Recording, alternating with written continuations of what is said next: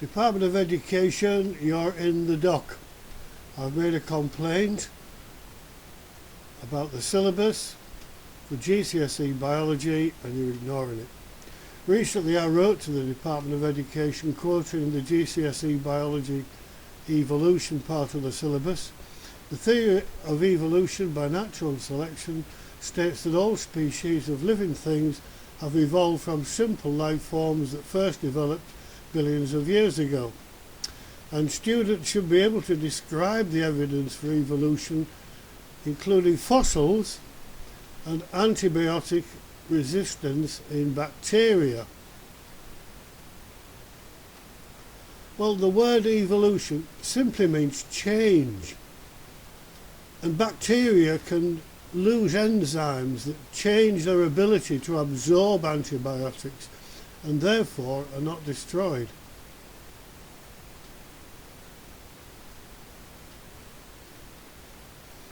But GCSE Biology claims that they can morph into something other than bacteria.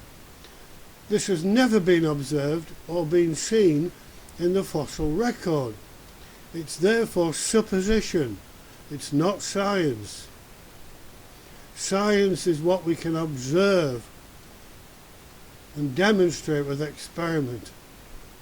So I pointed out to the Department for Education, all fossil evidence shows abrupt appearance of species, arranging fossils in some order of some perceived progression and claiming some ancestral taxonomy.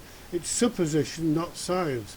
I quoted a leading evolutionist, Stephen Gould, who said, "I regard the failure to find a clear vector of progress in life's history as the most puzzling fact of the fossil record. We have sought to impose a pattern that we hope to find on a world that simply does not demonstrate it." I also quoted Mark Ridley, who said that no real evolutionist uses the fossil record as evidence in favour of the theory of evolution. Tom Kemp, in the same vein, as is now well known, most fossil species appear instantaneously in the fossil record.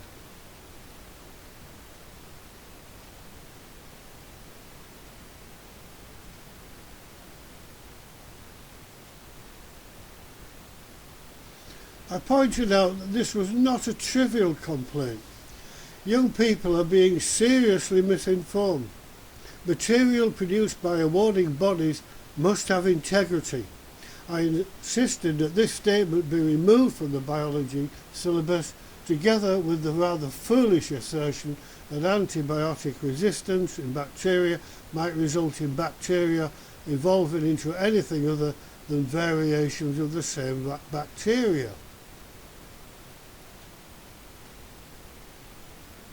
I got a reply from Charlotte Gilbert, Department of Education. It's really the overwhelming mantra of evidence which she really describes here doesn't address the issue. Within the scientific community there is an established consensus that modern evolutionary theory is the most robust and well-evidenced explanation available for the diversity of life, etc., etc. Well, what is robust is the very opposite, that bacteria always produce bacteria. I wrote back, I think you've misunderstood my complaint. The point made was not the teaching or otherwise of evolutionism, but that fossils and antibiotic resistance are no longer regarded as evidence for the theory. Fossils are the result of a catastrophic event in the distant past and show only fully developed recognizable organisms. Not evidence for evolution. Antibiotic resistance shows no change to the essential body plan of the organism. No evidence for evolution. Well, after a few letters going backwards and forwards, Charlotte Gilbert said, "I must inform you that we will no longer be responding to letters, emails or telephone calls from you on this particular subject." Oh, that's it then.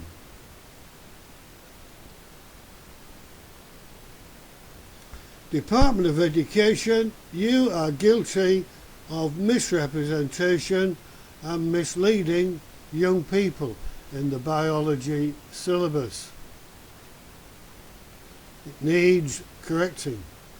The introduction to the biology syllabus states that variation generated by mutations is the basis for natural selection. This is how species evolve.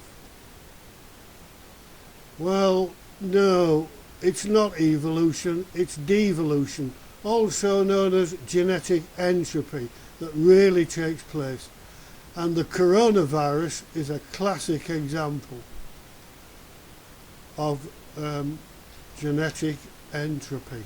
In a sense, this is evolution, but it doesn't go anywhere near far enough to really provide evidence for Darwin's theory. For centuries before Darwin, domestic breeders were well aware that they could produce dramatic changes in existing species.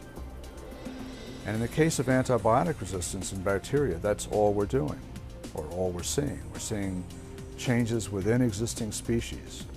In fact, just recently, a renowned British bacteriologist said that in 150 years of research, although you might expect new species to appear in bacteria before they would appear anywhere else because bacteria reproduce so rapidly, in 150 years we have seen no new species emerge in bacteria.